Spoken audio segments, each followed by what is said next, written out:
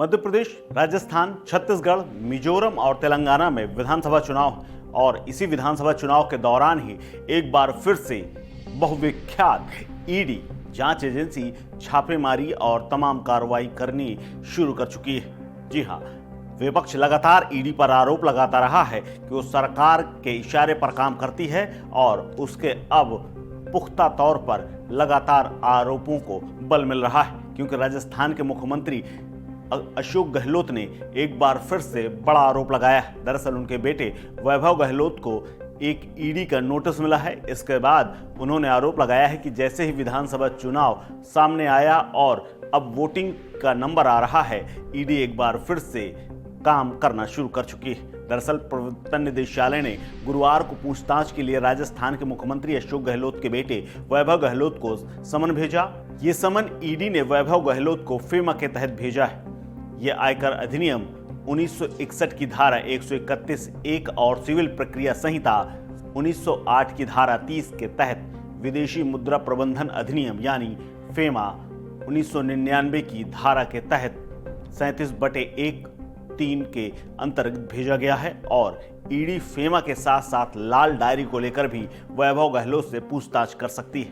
माना जा रहा है कि लाल डायरी में वैभव को आरसीए यानी राजस्थान क्रिकेट एसोसिएशन के चुनाव में जो पैसे का लेन देन हुआ उसका जो जिक्र है, उसके लिए भी उनसे पूछताछ कर सकती है। इसी को लेकर सीएम अशोक गहलोत भड़क गए हैं। उन्होंने ईडी पर तमाम आरोप लगाए हैं। सीएम अशोक गहलोत ने सोशल मीडिया प्लेटफॉर्म एक्स पर ट्वीट करते हुए जानकारी दी और उन्होंने ट्वीट पर लिखा कि राजस्थान कांग्रेस अध्यक्ष गोविंद सिंह डोटासरा के यहां ईडी की रेड, मेरे बेटे वैभव गहलोत को ईडी में हाजिर होने का समन।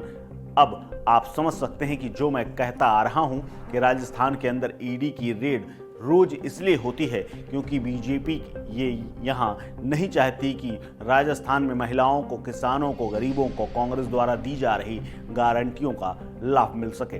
वहीं वैभव गहलोत को ईडी का समन मिलने पर विपक्षी नेताओं ने ट्वीट कर हमला बोला है।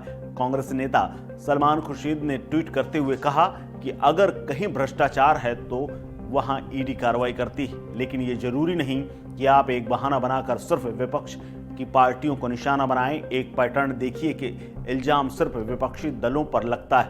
विपक्षी दलों के बड़े नेता पर इल्जाम लगते हैं, आप हंगामा कर देते हैं, लेकिन उसके बाद आप सफलतापूर्वक कोई कार्रवाई ये नहीं कर पाते हैं। आपको बता दें कि गुरुवार की सुबह ईडी की एक टीम राजस्थान कांग्रेस के अध्यक्ष के ठिकानों पर जयपुर, दौसा और सीकर के तमाम ठिकानों पर तलाशी अभियान चला रही।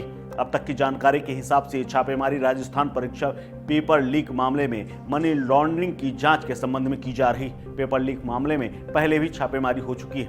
इस मामले में पैसे का जो लेन देन हुआ, उसकी जो लॉन्ड्रिंग हुई और हवाला के जरिए जो रुपयों का भुगतान और लेन देन हुआ, उसकी गुप्त शिकायतें ईडी को इन नेताओं के खिलाफ मिली थी। इसी के आधार पर यह छापेमारी की जा रही है।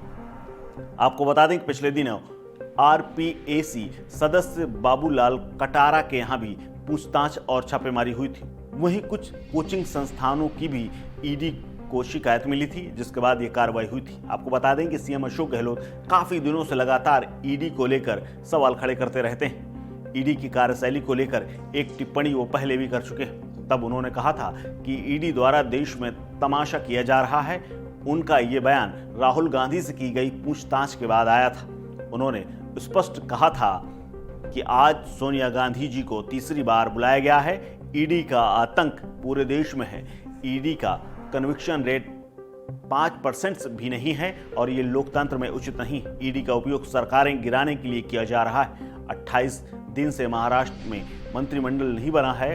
देश में महंगाई और बेरोजगारी को लेकर पूरा देश चिंतित है। ये पार्लियामेंट के अंदर बहस नहीं करने देते हैं। ये तमाम आरोप केंद्र सरकार और अप्रत्यक्ष तौर पर ईडी समेत तमाम एजेंसियों और कार्यप्रणाली पर था। अशोक गहलोत लगातार इस बात के लिए हमेशा मुखर रहे हैं कि ईडी और सीबीआई जैसी एजेंसियां लगातार केंद्र सरकार उनका दुरुपयोग कर रही है। इसीलिए विपक्ष के नेताओं को खासकर राजस्थान में लगातार निशाना बनाया जा रहा है। लेकिन अब एक बार फिर से विधानसभा चुनाव के ठीक पहले, जब वोटिंग होने से कुछ ही दिन बाकी हैं, तब उनके बेटे वैभव गहलोत को नोटिस भेजा गया है और इसके बाद एक बार फिर से राजस्थान समेत पूरे देश की सियासत गर्मा गई है। इस खबर में फिलहाल इतना ही। अपडेट्स के लिए बने रहिए वन इंडिया हिंदी के साथ। नमस्कार।